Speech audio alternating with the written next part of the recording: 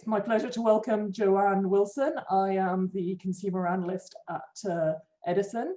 My name is Sarah Welford, and this morning we will be sitting down with Joanne, who's the CFO of Britvic, and talking through their business. Good morning, Joanne. Good morning, Sarah. Delighted to be here. So let's launch straight into it. Firstly, what impact has the pandemic had on your business? What are your planning assumptions for the recovery during 2021? And does that affect when you will start to reactivate your marketing spend? Yes, Sarah, look, it has certainly been an unprecedented 7 to 8 months for everyone, and that's both individuals and business. From Britvic's perspective, the most significant impact for our business, of course, has been the restrictions on the on-trade, so bars and restaurants, and on mobility. And by that, I mean just people on the go. And that's resulted in a volume and a mix impact for us across our core markets. Now, that said, I'm incredibly proud of how everyone in Britvic's global business has lent in. We've worked really hard to help mitigate the impacts and win in the channels open to us. And this has resulted in share gains across our key brands and in our core markets. So really pleased with that performance. We're 2 months into our new financial year, and we've built a plan that carefully balances rebuilding investment and recovering profit. As you would expect, we've built a reasonable level of flexibility into our investment plans. And given the shape of our business, much of the investment will come later in our financial year, which is helpful. In terms of the marketing spend that you asked about, we cut back significantly on costs in the second half of our financial year 20. We did upweight plans in Q4, it was where we had real momentum. So Robinson's in the UK market and our syrups brand Teisseire in France. And in financial year 21, our starting plan is to rebuild A&P to historic levels as a % of revenue. And this is absolutely the right thing for our brands and our medium-term growth objectives. You announced that your relationship with PepsiCo in Great Britain has been extended out to 2040.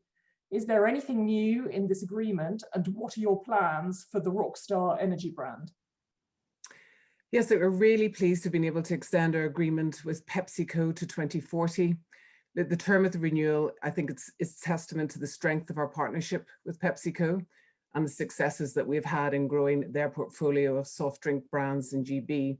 Now, the terms of the agreement have not materially changed. Again, that reflects the fact we have an arrangement that works well for both PepsiCo and Britvic and is focused on continued growth. And of course, Rockstar, we're delighted to add that to our portfolio of brands. It gives us access to the £1.2 billion mainstream energy category, with energy now the second largest soft drink category in GB. PepsiCo have really exciting plans for Rockstar, as you'd expect, and the brand's overall consumer proposition will be really dialed up. If you couple that with our strong route to market, we're confident that we'll be able to significantly grow the brand across the GB channels. You have some bold targets for sustainability. This has become a less frequent topic in general, given worries about the pandemic. But can you talk us through where you are and if there has been any slowdown? Look, firstly, I'd say absolutely no slowdown. Britvic's done a great job over the past 5 or so years with our low and no sugar offering.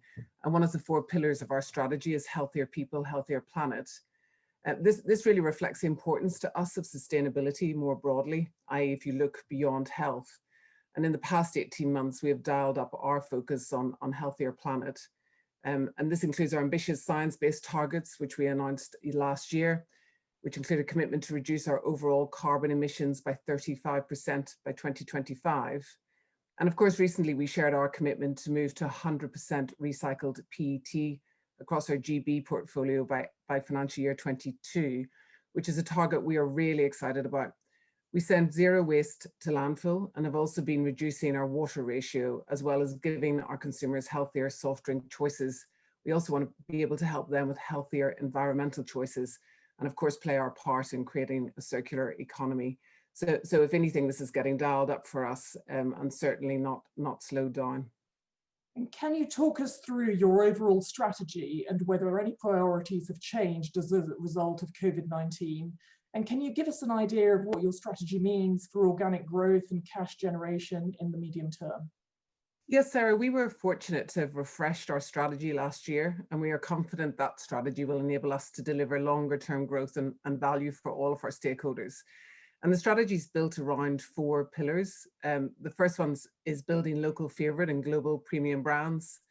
Second one is around flavouring billions of water occasions. The third one is healthier people, healthier planet, as I've discussed. And finally, to innovate to access growth from new or next generation spaces.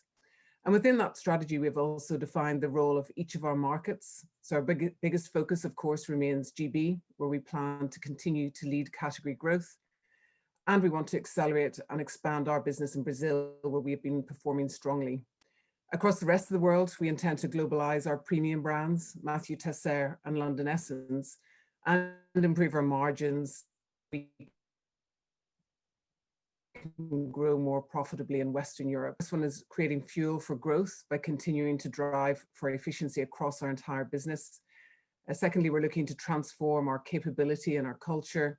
And finally, disciplined M&A, where it can really accelerate some of our strategic priorities. We've delivered robust organic growth and outperformed our peers in terms of our total shareholder returns. And look, we're really confident that this strategy will enable us to continue to do that. Okay, thank you very much for your time. Thank you. Thank you, Sarah.